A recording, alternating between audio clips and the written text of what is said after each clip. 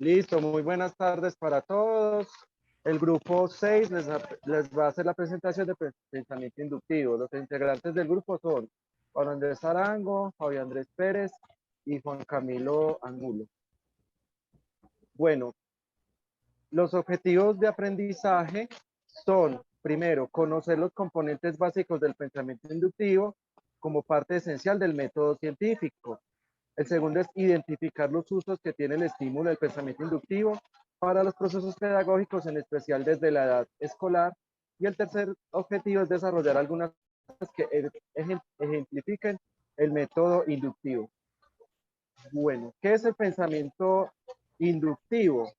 El pensamiento inductivo, también conocido como razonamiento inductivo, comprende los procesos de pensamiento que permiten llegar a una conclusión a partir de premisas previamente establecidas. Este proceso de pensamiento es esencial para comprender, por ejemplo, las realidades que desde el método científico.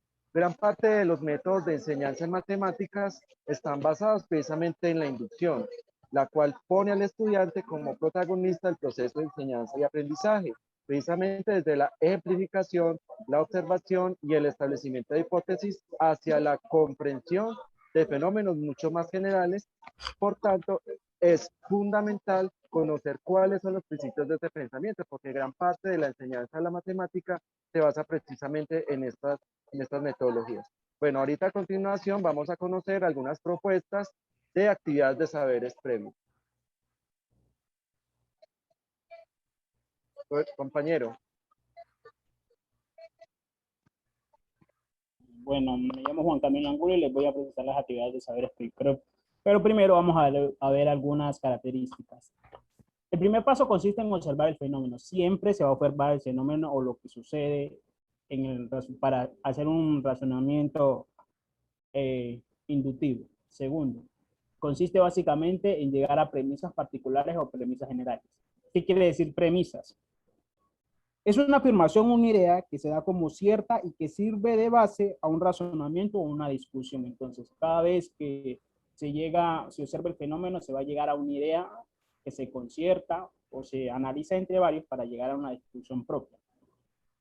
El razonamiento o método inductivo es uno de los pilares del pensamiento científico. ¿Por qué? Porque siempre se generalizaba en el tiempo de antes y esto ayudó que los científicos razonaran más a partir de eso, que no se generalizaba un pensamiento en sí o un experimento. Sí, ayudó a desglosar varias partes de lo que tenemos ahora de algunas leyes. Las premisas también son verdaderas, pero la conclusión puede ser falsa o verdadera. O sea que una premisa, dependiendo del método de discusión para algunos, puede ser, dependiendo del ámbito también se puede colocar que sean falsas o verdaderas. Las premisas son las ideas, una idea que se da como cierta o que sirve de una discusión, pues así, por así decirlo. Aporta poca información de la premisa de partida. ¿Qué quiere decir esto? Que prácticamente con el primer pensamiento no se sabe lo que se tiene. A partir del segundo ya se sabe de ese pensamiento inductivo qué es lo que se va a concluir o qué es lo que se va a generalizar de ese pensamiento o de ese fenómeno que estamos observando o de ese ejercicio que estamos haciendo. Resulta poco efectivo para las ciencias naturales. ¿Por qué? Porque no se refuta como una ley, ¿sí? Siempre va a haber, digamos, que se parten las ideas. Para unas cosas funciona y para otras no, entonces casi no resulta. Los principios e hipótesis aplicadas a la deducción para así llegar a la consecuencia general. Entonces siempre se va a llegar de un principio, ¿sí? O una hipótesis, que es prácticamente lo que se observa del fenómeno para aplicarse a una deducción, de así llegar a una conclusión. Por ejemplo, una actividad podría ser que desde el punto de vista de un ejercicio se podía plantear que se puede decir que José y María tienen 3 conejos blancos, ¿sí? ¿Sí? Se dice entonces, como son 2 blancos, se dice José y María tienen ¿qué? Todos sus gatos son blancos. y se dice que todos los gatos del mundo son blancos. Entonces, esa es una conclusión no asertiva. Se está generalizando algo a partir ¿de qué? De una, en base a tres gatos. No generalizamos todos los gatos, sino que solo a tres. Entonces, votamos por los demás y eso no puede ser. Entonces, de ahí viene ese pensamiento inductivo. Pueden seguir, compañeros. El método inductivo es un método de razonamiento que se fundamenta en la inducción. Esto quiere decir que se basa en premisas particulares para generar conclusiones generales. Por ejemplo, lo explicaba el compañero, lo de los conejos blancos, los conejos negros, los conejos cafés, ¿cierto? Se basa en un color para sacar conclusiones generales. El método se basa en una serie de pasos que van desde la observación, el registro de los fenómenos y contrastes con los cuales se clasifica información, se establecen patrones, se hacen generalizaciones para con ello generar una teoría.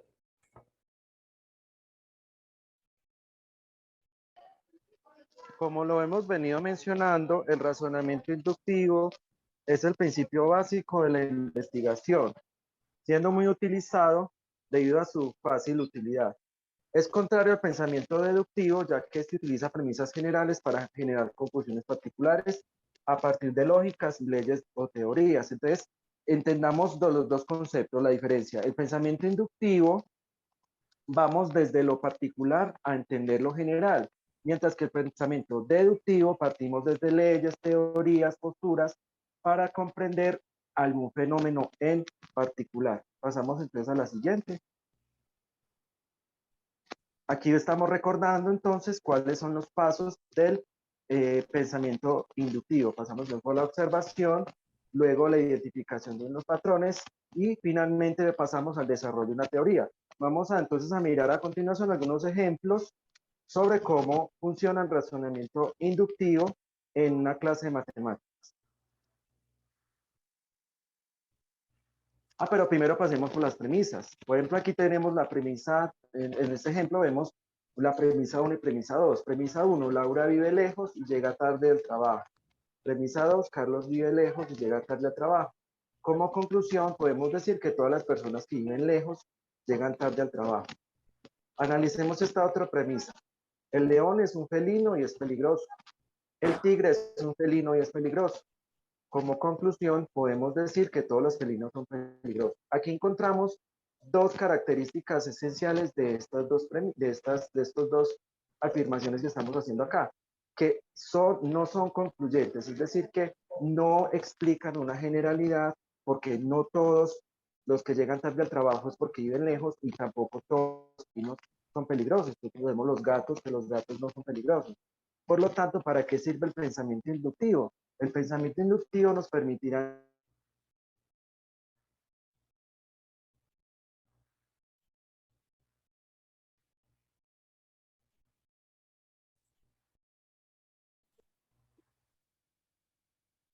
listo. Entonces, analizando estas dos premisas, todas las personas que viven lejos llegan a tarde al trabajo y todos los felinos son peligrosos, no son concluyentes.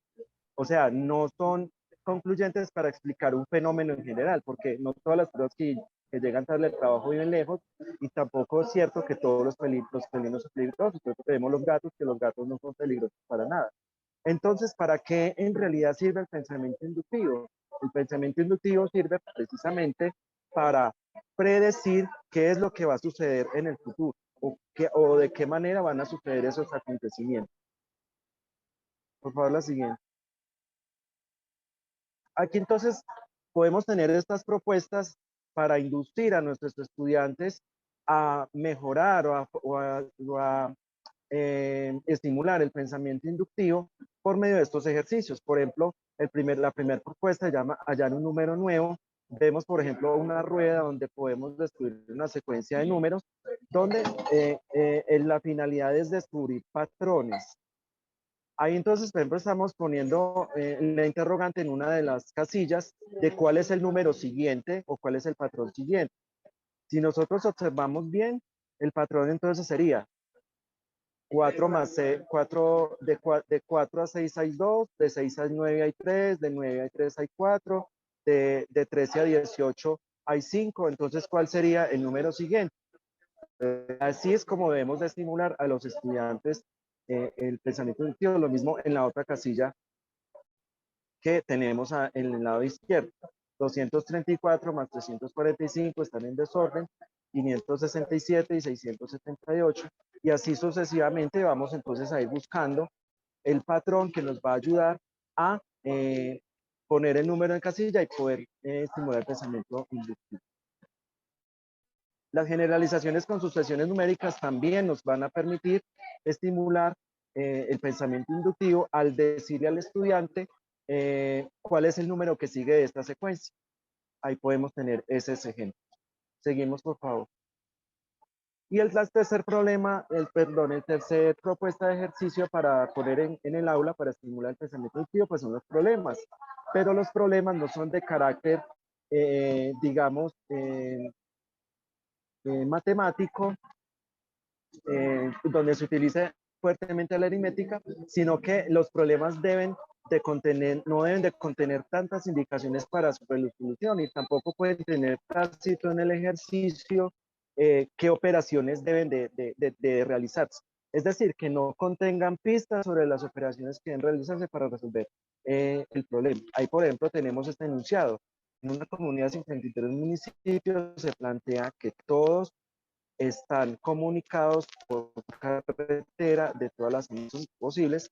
Para ello van a construir un tramo de carreteras entre cada dos municipios. ¿Cuántos tramos de carretera serán necesarios? Entonces, para poder llegar a la respuesta de cada uno de los pasos que les habíamos mencionado anteriormente. Continuamos, por favor. La importancia del pensamiento inductivo. Llegar a conclusiones a partir de datos, permite romper con el sesgo cognitivo que podemos tener sobre una realidad, estimula el pensamiento crítico, elimina los juicios de valor sobre una realidad, es decir, eliminamos prejuicios, nos permite acercarnos a una realidad a partir de evidencias y no como quisiéramos que nosotros que fuera, porque eso elimina la frustración, es decir, cuando quisiéramos explicar o afirmar en una afirmación, tener precisamente las evidencias para poder soportar lo que estamos diciendo, ¿no? Y lo por último, ayuda a mejorar el proceso de toma de decisiones. A continuación, entonces nuestro compañero nos va a explicar algunos ejercicios. Bueno, gracias. Ejercicios de aplicación.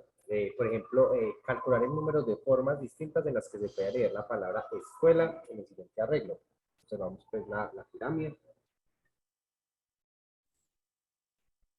Solución a este ejercicio. En este problema, la cantidad de letras va aumentando conforme van apareciendo las filas de la parte inferior. Y por eso la inducción será de la siguiente manera.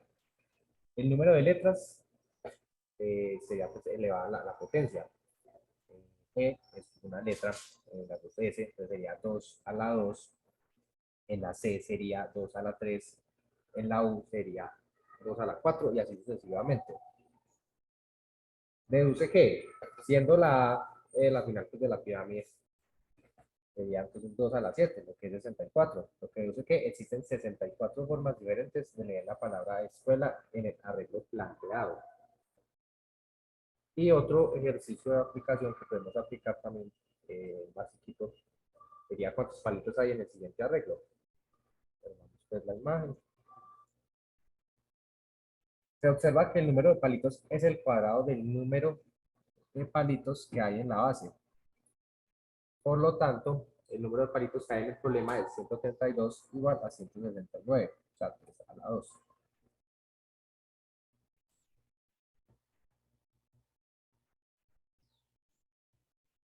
Como propuesta de evaluación, entonces dejaremos planteadas las mismas ejemplificaciones que tuvimos en el momento de la explicación para que ustedes lo realicen entonces y lo presenten.